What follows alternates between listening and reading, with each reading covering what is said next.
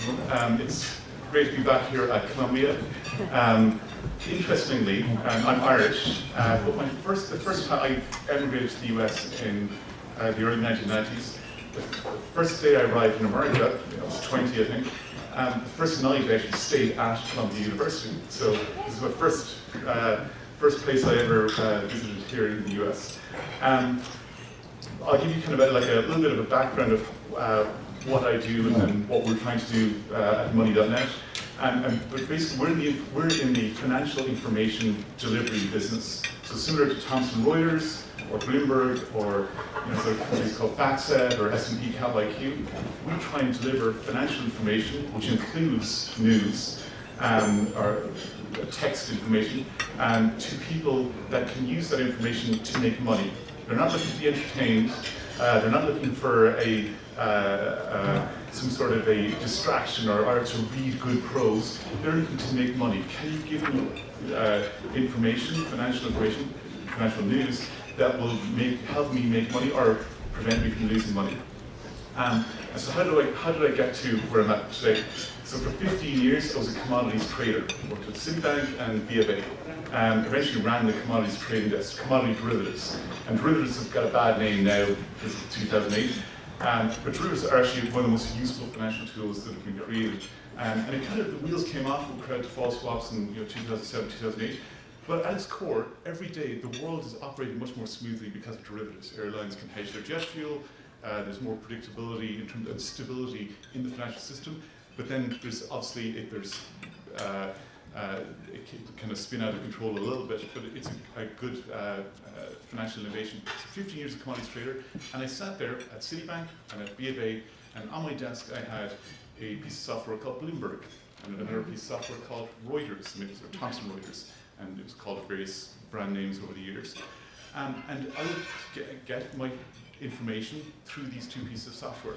I used other things as well, but those were my two primary pieces of software. And so everywhere you go to any trading floor around the world, you'll either see Bloomberg's generally, or Thomson Reuters, or there's other more regional guys, GG in Japan, Broadcast in Brazil, mainly for language reasons. 2008, met with this guy at Bloomberg, his name is Tom Sekunda. He's like the Wozniak character of Bloomberg, a very nice guy. He or at least when I was there, he used to run what's called Core Terminal, a piece of software that delivers financial information to traders, and that information, as I said, includes news, very important. And I became, after back and forth, I became global head of commodities at Bloomberg. So I'm responsible for the news, commodity news, the data that goes onto the piece of software, the tools and calculators that people can use on the terminal. And I've seen it going, I can, after 5 years, I was at Bloomberg for 5 years, going at the end of 2013 or in 2013, going, I can build a better system than this, do it at a fraction, or try to at least, build it at a fraction of the cost, and but I have to, as doing this, I have to do everything differently, including financial news, or financial text information. And so I'm a power user of financial news, if you will. That's my background, and I used to be, my original thing was computer science and finance, but I'm a power user, and on a trading floor, I would try and automate something. So if I'm at Citibank or B of A or wherever, I would say, look, if something's being done at Goldman Sachs and Morgan Stanley and BP and Shell, the exact same thing is being done, that thing is automatable. And that kind of drive, A, to get an edge, because if you're in finance, you need to get some sort of advantage versus the market, the general market. And B, just because it should be done. It's a waste of a person's life doing the exact same thing for an hour that the guy at B of A does and the guy at Morgan Stanley does. If it's just a generic commodity work flow, then that should be automated. And so, 2014, we started this little startup called Money.net. We're located down in Soho. We've got 60 employees now. We are building a financial information delivery mechanism, and our foot in the door to the big banks and the hedge funds and financial advisors is that we're a 10th or 15th of the cost of a Bloomberg. People always go, well, how can that be? Bloomberg's $25,000 a year, we're under 2,000, because we do everything differently, and in particular, we do our news differently. We buy in our news. The news market has changed. The economics of news have changed so dramatically in the past 10, 15 years, as you guys all know. news has got a supply issue. It's like, I used to be an oil trader. The oil market has always got a supply issue. There's always too much oil being produced versus demand. So what happens? OPEC come in, cartel, they reduce the supply, or at least try to manage that supply side. For news, there's too much supply. There's too much, and it's not just, when I say news, I sometimes have to back up and say, well, what is news? What is financial news in particular? And financial news is anything that will move a market. That's what is financial news. And it's not entertainment. People, traders do still want to be entertained, and people in finance, the CFO of Boeing, yeah, of course they want it to be entertaining and well written and whatever.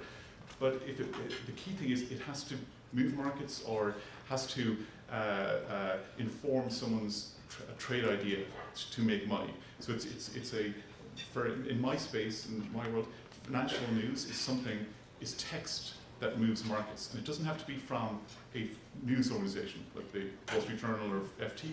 It can be from a whole bunch of others, or social media. It can be from a whole bunch of events. As long as it's text that moves markets. So we buy in our news feeds from a whole bunch of different sources, breaking news. We also algo generate about 15-20% of our news, as do Bloomberg and Thomson Reuters and every big news wire these days, the AP. And when I say algo generate, we have a piece of software that ingests non-farm payrolls at 8:30 on a Friday morning, spits out the beat or missed estimates, with higher or lower than estimates, or when Amazon come out with their earnings, it looks at the EPS, and a machine generates a headline, maybe a little bit of a fill, saying Amazon missed due to X. And why do we do it that way? Because it can, and it's the same, that's commodity information. It should just be that type of stuff. And everyone pretty much does that. Bloomberg, Thomson Reuters, we do it. And so that's kind of one of the ways in which we do our news. We also use artificial intelligence. We use a thing called Google's TensorFlow. And this thing basically tries to sometimes write its own news. And so people go, well, how can that be? Well, we feed it data, and we also feed it text from social media, we feed it text from other news sources. And we try not to put as much a bias on it. We correct it to make sure it doesn't say something that it shouldn't, type thing. But it tries to generate its own news. And these can be things like, if the weather, I mean, a simple example, if the weather in New York is 5 degrees warmer today than it was expected to be, then it could be that there's retail sales are going to go up. Or the last time this happened, retail sales were higher than expected. So it tries to generate its own information based on the content that we feed it. And the good thing about the oversupply of news, the bad thing is that it's driven the marginal cost of a news story down to zero or close to zero. The good thing is that in finance, more information is better for artificial intelligence. The more stuff you can dump in, the more it can work with. You don't have a small number of data points, text going into that system. And one of the things that also helps in the way that we do news, we've got computer scientists and a few journalists that work in our news, but it's mainly computer science people that are passionate about news, that generate our streaming news, our top news page, and it's a very small group of people in a very efficient way. And one of the things that they use as part of their process is, as I mentioned, is kind of artificial intelligence. And it doesn't always work. You have to steer it a little bit. The day of the Donald Trump election, it had the #1 story that day on our top news page, which is generated by a machine, was about the Indian currency restriction, the high rupee value notes. The Trump story was #2. And so why did it choose that? What was the reason it chose that Indian rupee story? Well, there was a whole variety of reasons. But interestingly, one of our biggest challenges with financial news is trying to remove bias. And so there's a good test that, everyone talks about bias in news, and that there's a kind of myopic generation of news, including financial news these days. And obviously you look at the New York Times, Wall Street Journal, Bloomberg, Thomson Reuters, they all sit within 5 or 6 blocks of each other here in Manhattan. Someone mentioned earlier on about the news bureau in Idaho is no longer there, because obviously the economics of doing that are quite expensive. And so there's that geographic bias. Everyone goes to the same restaurants and goes to the same talks to each other and moves from the Wall Street Journal to Bloomberg to Reuters. But in addition, there's also virtual bias, which is what we try to remove. And so kind of as a kind of quick test here, how many people here read every day Breitbart News? No one. I do. Here's an how many people here read Fox News? Go to their website and read Fox News. 2. Oh my gosh. 3. Oh, no, he put his hand back down, sorry. Embarrassment. How many people here subscribe to Donald Trump's Twitter feed? Okay, that's half, roughly. But so here's the interesting thing. What is driving US economic policy or administration policy? Breitbart, Fox News. Everyone in this room just said they don't look at it. And obviously people have a view this Breitbart's disgusting and Fox News itself is highly biased. But if there's a headline in Breitbart News this morning, I'm going to see that. I'm in finance, I don't give a damn what the information is it, what color is it, or what slant it is. I want to know that information. And so if I'm a trading floor, just like, say, 8 years ago, 9 years ago, everyone watched the television channel playing in the background stop being CNBC for a while. CNBC's got a 90-something% market share for financial TV. It started being Al Jazeera. Why? Because obviously the Middle East, Egypt and Libya and all that became important for financial markets. Just like right now, Breitbart and Fox News, they're essential reading if you're in financial news. Essential. Because, and they may discuss to you, but you have to look at them. And it's so not just is there physical bias of all these journalists, financial journalists sitting in the same place in Midtown Manhattan, there's also virtual bias. As in, people are ignoring information that they should look at. They have to, it should be required reading every morning to have to read what's on the front page of Breitbart and Fox News. And so one of our challenges is that our users, our customers, we have thousands of paying customers around the world, all in finance. They're looking to make money. They're looking to not lose money, hopefully make money.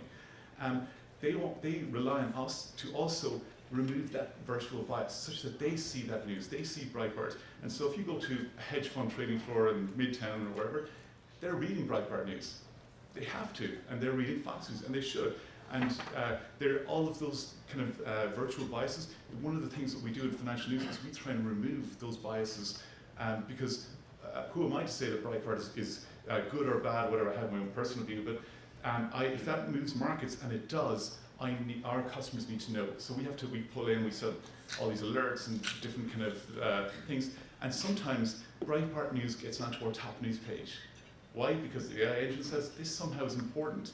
Why? Because it eventually trickles down and the president of the US will tweet about pharma stocks yesterday morning. And if you guys saw it yesterday, all these pharmas of Dow and Pfizer, they all sold off yesterday morning at 8:01 or whatever the time was, just before the Schwarzenegger or whatever they comment on that. But if it moves markets and it's financial tech, if it's text, we try and build our system to deliver that information without with a bias correction. So part of our AI system is bias correction. We're trying to remove that our own personal judgment and say, look at this code. Will this make someone money or lose someone money? And deliver that information. Don't ask questions, deliver it. And so one of the challenges is, as from a financial news standpoint, there's a whole bunch of trends that I'll mention a few of them that are going on right now, and they affect the news industry and financial news in particular, and a lot of them, because I come at this from an outsider's perspective. I didn't go to journalism school, and I'm not a good writer, but I'm a consumer. I'm a passionate consumer of news, and I look at these things and kind of go, how can people not see them in financial news? And some of them are obviously oversupply of text news. Huge information. If I had my druthers, I would create an OPEC of, it's illegal obviously, cartel in the US, OPEC of news and restrict supply. You guys saw the Wall Street Journal put up its hard paywall just this past Monday, so similar to the FT, you can no longer Google the Wall Street Journal headline, which I think every news organization should do. Make people pay for it, because they will, especially financial news, because people are going to make money off that. They'll pay a lot. The only places in the news world where people will pay for information are one is in finance, financial news. People pay for. That's why there's only 2 news organizations out there globally that are worth more than $2 billion market cap. Bloomberg, whatever they're worth, 40 billion. They're a private company, 50 billion. And Thomson Reuters, $35 billion market cap. Everyone else is eating crumbs below the 2 billion. News Corp, all these other guys. And one of the reasons is that they don't realize that the value of what they're producing is actually quite high. 9 of the 10 top M&A deals last year, 2016, were broken by the Wall Street Journal, and they gave the stuff away. You know, it wasn't broken by Bloomberg or Thomson Reuters. You know, they break news also, of course.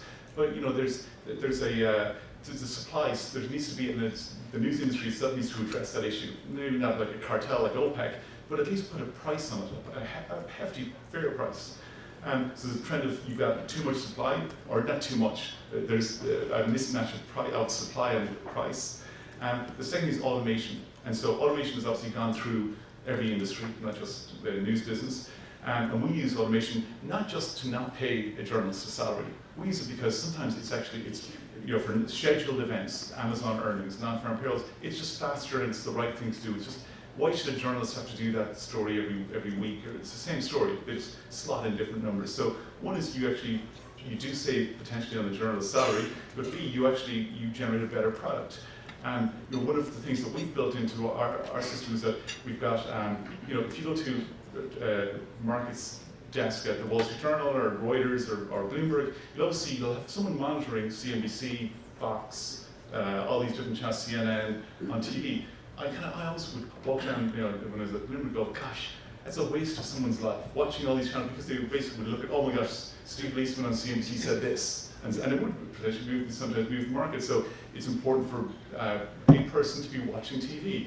But I thought, gosh, that doesn't sound right. So Money.net, we said, let's buy a whole bunch of cable boxes. We're down at one of our data centers down in Virginia. We hooked it up to a whole bunch of servers. We pull out the closed captioning, and we have to text, we have to correct it because it's typos. A human being actually types that stuff still.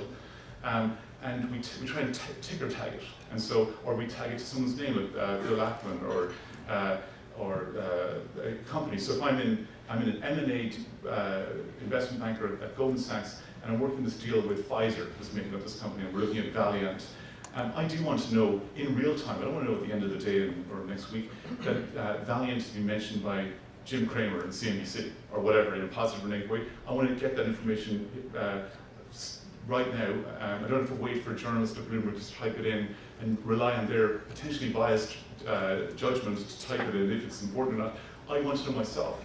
And so we built a system, it's all automated, so it just pulls out closed captioning, corrects it, removes things like ads, because if you put in Ford, you don't want the ad for Ford generating that information. And then it turns into news. It actually, you know, it's all automated. You couldn't do that. It would be a waste of a person's life to put them sitting watching 8 TV channels all day, and it's very inefficient. So automation does also not just save on a cost of a headcount, it also can be used to generate a better product. Also, you go to most newsrooms today, it helps the journalists themselves. You've got all these new tools. You've got, obviously, feeds. We provide API feeds, just like everyone else, of data, so you can do data-driven journalism.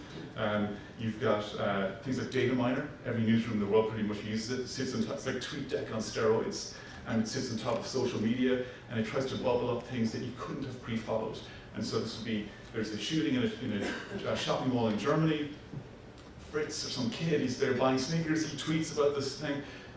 The New York Times couldn't have followed Fritz because he could have followed gazillions of people. So what Data Miner does is it looks, was that retweeted, and does this all in real time, and looks at social media and kind of bubbles that up. And so we have, as part of our product, Data Miner. And so we include a lot of tools that are also used on newsrooms. And it kind of goes to another kind of trend, which is people in finance, because there's a bias of you know, an editor at the New York Times, Wall Street Journal, chooses to do something or not, or allow a reporter to work on something or not.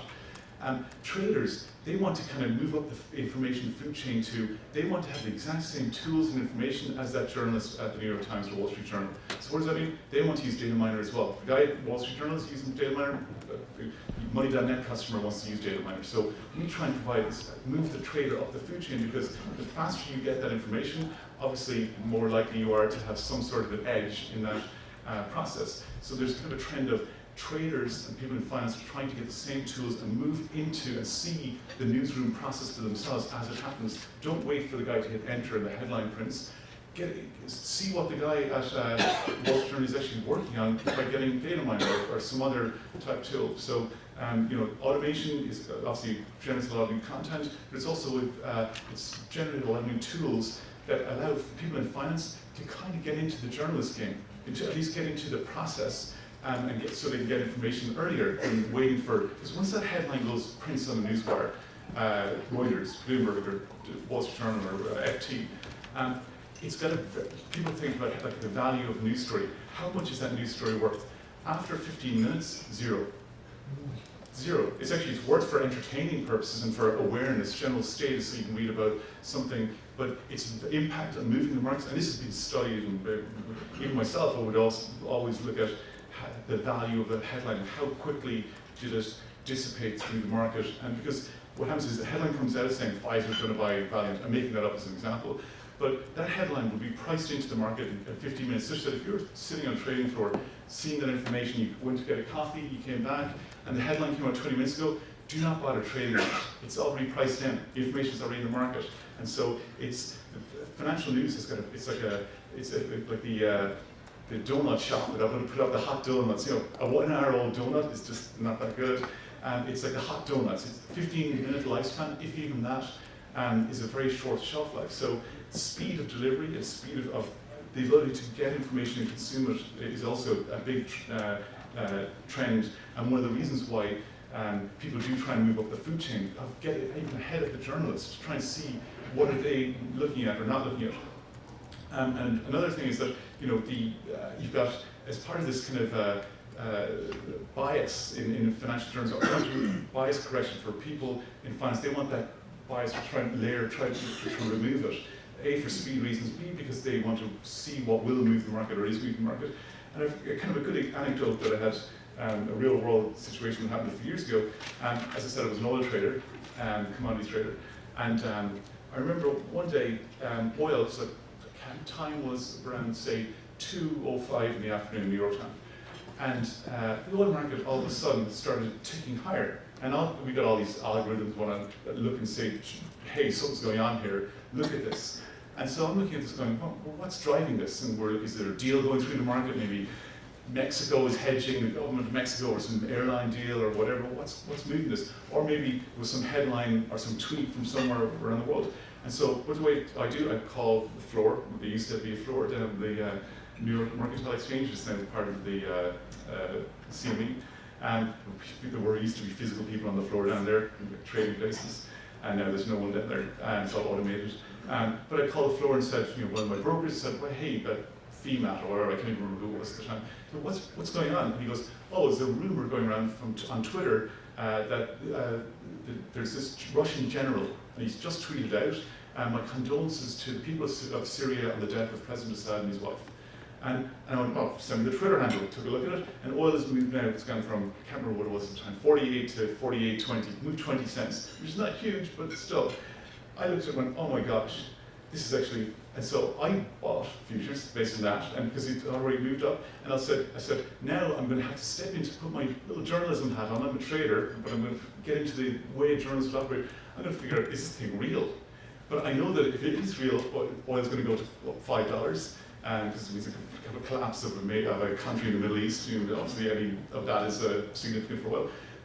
But even if it's fake, at 20 cents downside, because the market was just 20 cents lower when that tweet was issued. Oil subsequently rallied $3 a barrel, so from 48 up to 51. I called the guys at Bloomberg, the reporters, and I said, have you guys seen anything? Is this thing real or not? And the process of news is that verify. You call up the Russian embassy, you call up the Syrian whatever, and you could verify and get at least 2-3 people, hopefully get them to go on the record, put a quote out, because then puts their name out there, makes them more responsible. But that whole process for a news organization takes, 45 minutes, maybe sometimes quicker if it's important information, but it takes a while for them to go and verify that. So oil rallied, in the meantime, $3. There's nothing on Bloomberg, there's nothing on Thomson Reuters, nothing on the Wall Street Journal. Oil has just moved $3 a barrel. I know why it's moved, because this potentially fake Twitter account, it turned out it was fake. It was basically someone had created this Russian general's profile, had obviously a very official looking uniform, and they had done it really well, whoever did this. They followed Russian consulates around the world, those Russian consuls follow them back. They thought, oh, this Russian Sergei, I'm going to follow him right back. And so if you look at it, you went, it kind of looks legit. But no, they do not know. The guy, President Saad, did not die. And it was in the Wall Street Journal 45 minutes later, or whatever it was, and oil subsequently sold off $3, because that was what it was pricing in. But luckily, I went, oh, okay, I made a little, last out the first 20 cents, made the next $2. Then I went, oh, I don't know if this thing is real or not. I just got out of the position. And so, but I didn't rely on a traditional, because of the process of news. People in finance, they want to get the raw material. They want to know Sergei's Twitter handle, just like at the same time as the guy at the Wall Street Journal, and allow them to verify it, and they'll wait for the Wall Street Journal. And when the Wall Street Journal said it's fake, obviously the market went, oh, okay, back down to $48. And so it's one of those things where the newsroom process, people in finance want to get into that, see it a little bit, and because it, just like in that Russian general example, it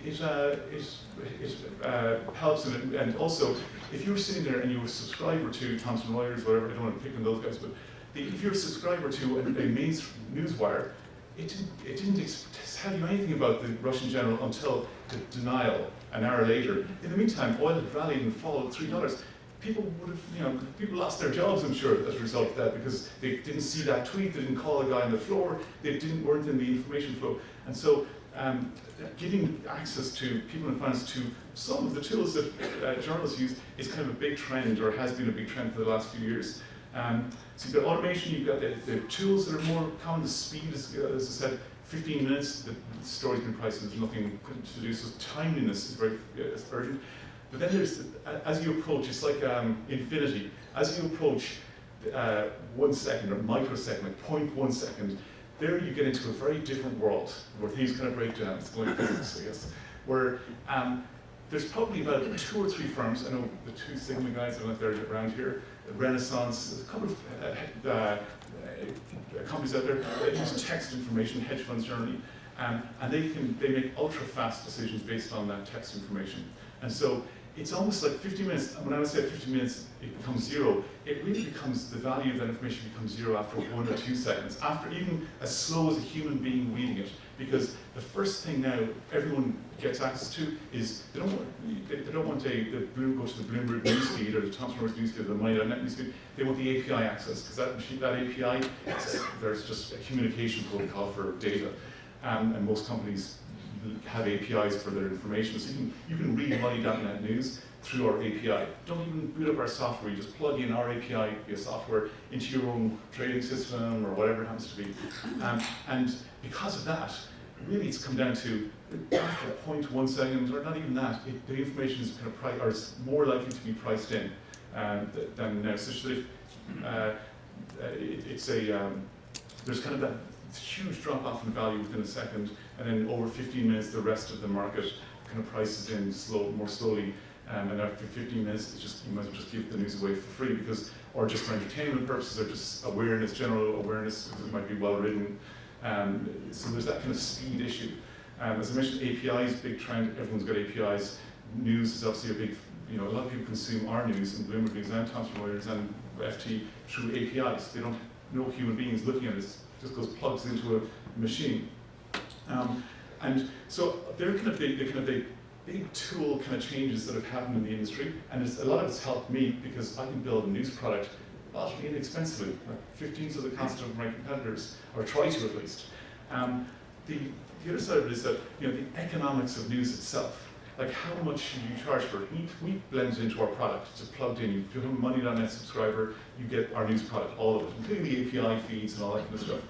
But there's also a lot of all these kind of novel payment systems out there. A lot of people, journalism these days, you've got either a paywall or you've got ad revenue. And obviously ad revenue is declining hugely every year. So pretty much paywall is one of the big trends. But in financial news, there's all these kind of odd little kind of things that people, pricing mechanisms, and a few of them are interesting to worth knowing. One is that there's a pay-per-click. There's a few companies out there that do this. There's a company here, started in New York, called Qbeats, that tries to do this. And basically tries to say, click on this story, you're paying 28 cents. You create a wallet first and you click on the story. And there's another company in the Netherlands, Blendel it's called, and they do that kind of pay-per-click as well. And I haven't seen anyone succeed at that yet. But it's kind of interesting to note that it's not just innovation in technology and the raw tools and that. There's also innovation in terms of people trying different business models for financial news. The pay-per-click is one. Obviously, the standard paywall is another. The subscription, we're kind of a subscription news service. If you will, we've got data as well, so market prices and fundamentals. But there's that subscription model. I personally believe that the subscription model is the future. It's the only way people, and luckily people in finance will pay for your product. It's because they use it for their job. They can write it off against their tax bill. And so you've got innovation on the technology side, innovation on kind of these unusual business models or new business models. None of them have really kind of succeeded yet. But what is it that drives all of this? And it's kind of, I always thought this was kind of it was a stunning, just like the Breitbart thing. Gosh, I was shocked by that still. But just like the Breitbart thing, one of the most important things that is in news, and kind of it goes back, harks back to the bias thing I mentioned earlier on. And there's nothing wrong with being biased. It's just that you should be aware of it, that you are, that it has that bias, and acknowledge it. But for financial information, news, it could be Twitter, it could be social media.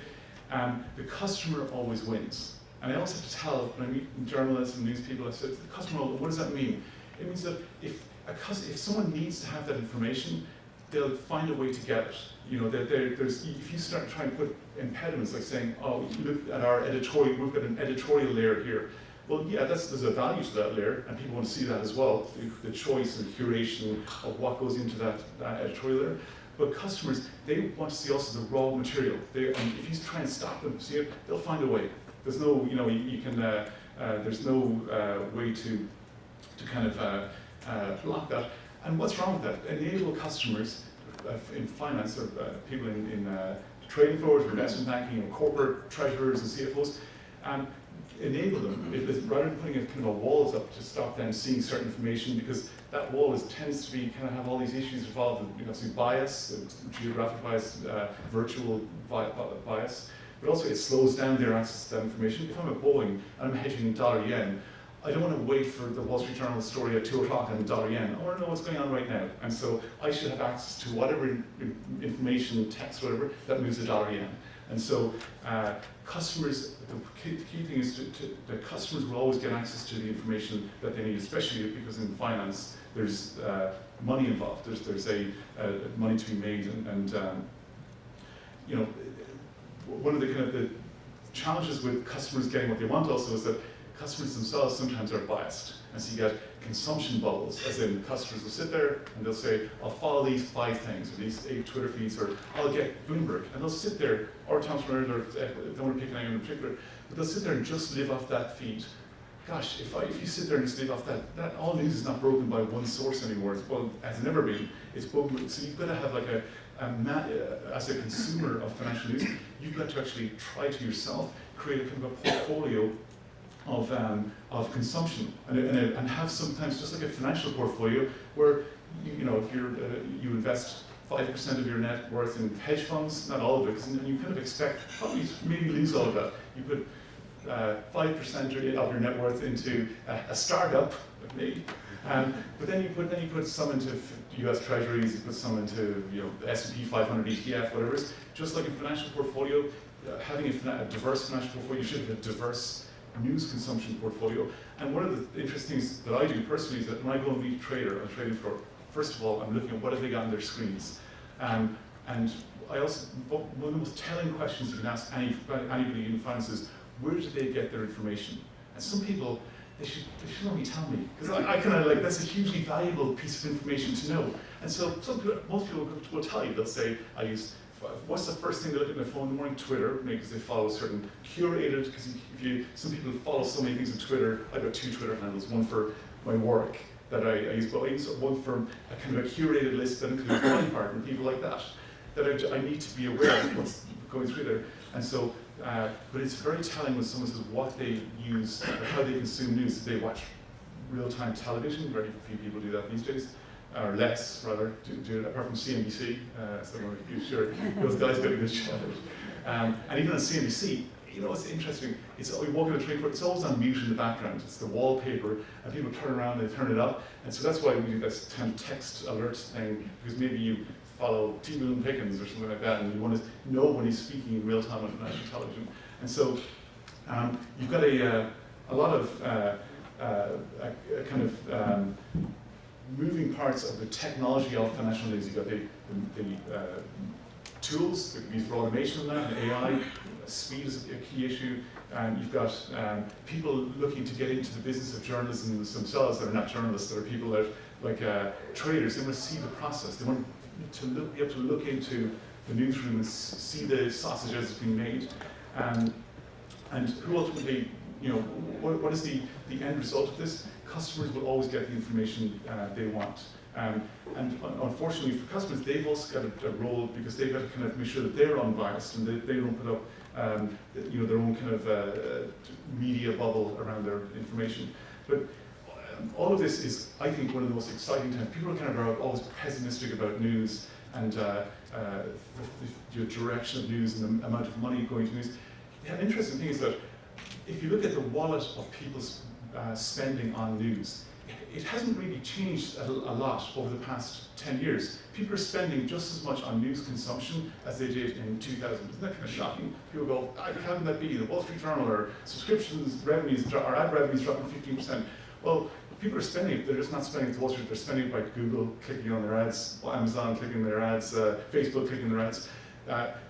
Bloomberg and Thomson Reuters, you know, they're $40, $50 billion companies, and people are spending it on that also. So there's the wallet, the global wallet for financial news is still, it's actually probably a little bit higher than it was 10 years ago. It's just that who gets that money has kind of changed.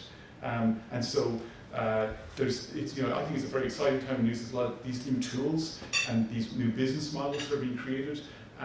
You know, in 5 years, 10 years time, you know, it could be. I think, you know, I've got a very optimistic view of financial news and the direction it's moving. I think it's changing a lot, and so obviously a lot of people don't like change, or some people don't like change. But I think that from a customer's point of view, the end consumer of financial news, in 10 years or 5 years time, or tomorrow or next week, they're going to have a better product. They'll see a better financial news product, and some of it might be because some of the biases are removed. You know, some parts of it might be because they'll just have better technological tools, data miner and things like that. But I think that there's a lot of money in financial news. It's a growing amount of money, and that money is enabling a lot of new kind of technologies and developments. So with that, if you have any questions, let me, yeah. Hi, so I'm an MBA student here and a business journalist, and I find some of what you've been talking about a bit scary, like, for example, the story of the erroneous tweet impacting oil futures. And I also find it scary that legacy news organizations that are already strapped for resources should be deploying their journalists to chase after all this fake news. I don't think they should deploy their journalists. Okay, but I guess my question to you is, you pride yourself on that your platform strips out what you call this digital bias. We don't strip it out, we try and minimize it, or make people aware of it and see it. Okay, but to what extent do we need platforms like Facebook and Twitter, and perhaps your platform as well, to be writing smarter algorithms that don't allow fake news to rise to the top, to become viral, and to impact our financial markets? Yeah, I think that it's obviously Facebook in particular. My personal view is that if I'm running a news organization, I don't want Google to index my news, and I don't want Facebook to carry my news. It's a hard thing to do because you get the clicks for ad revenue. And so, but I think that it's a false saving on behalf of the news business to allow Google and Facebook to index and show their news. I don't think news organizations should give them fees to do that, and they do, because they're stuck on this small and declining ad revenue business. They need to turn into paywall businesses, subscription businesses. So I don't think, like Facebook, they don't really care about journalism, really. You know, they're not in that business. It's not their business. Their reaction to the U.S. election kind of shows, you know, it was almost like, you know, that's someone else's problem. No, it's exactly their problem. But I think that you've got, you know, it's those two companies, Facebook and Google, have destroyed it, not destroyed, they've taken all the value out of news. Like the value's still there. The Wall Street Journal and the New York Times and all these other news organizations are basically handing these guys revenue every year. Just those two companies, Facebook and Google, turn them off. Put up a wall, say, Google, no, you can't search our news. And you can do it technologically, very simple thing to do. Look at S&P, the only company called Platts. Platts, who's Platts? They don't even know who Platts is. They're basically an oil, some people do. They're a $35,000 a year newsfeed called Platts. They make about $500 million a year from that product. S&P owned the company. And what do? They write about, it's the oil business. They write about BP is moving this tanker to here. Here's the price of jet fuel in New York Harbor. Stuff I love, but generally, it's 35,000 a year newsfeed. They don't allow Google to scrape their news or Facebook to show that what the price of oil in New York Harbor is. They say no. We're not doing that. That's giving our content away. We're destroying value, or giving that value away, not destroying it. I think that the news industry needs to realize that there is no. You PV that thing forward. There is no value. Don't give Google and Facebook news. Do not allow them to index. Put a paywall up. And yes, short term, yes, it will be painful, but the PV of the current way, there's like any head of news anywhere, it's zero NPV. Without disclosing any proprietary information, but can you share a little bit what technology has worked better for you in the AI machine learning space? That you said that most of your technology is based on that, please. Like that type of algorithms, etc., that you see that are more useful in your space.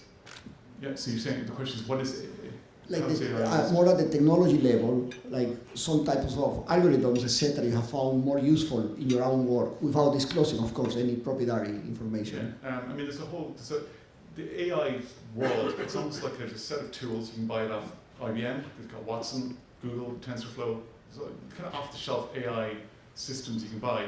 They're really sophisticated systems, but and so we use a few of those. We're not going to develop something like that, but we push a lot of data through. We have to, because it's unfortunate, because it costs a lot of money. We have to build a lot of our stuff ourselves.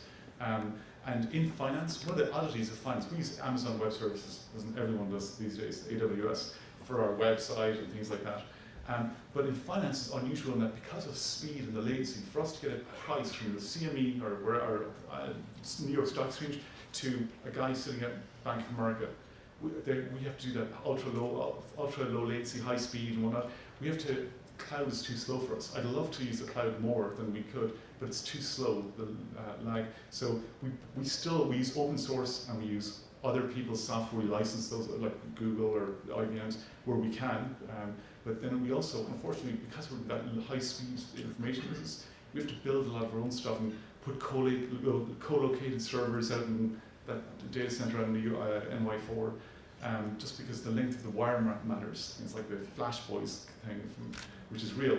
You basically, so we have to build a lot of our own technology also. Great. Well, thank you very much.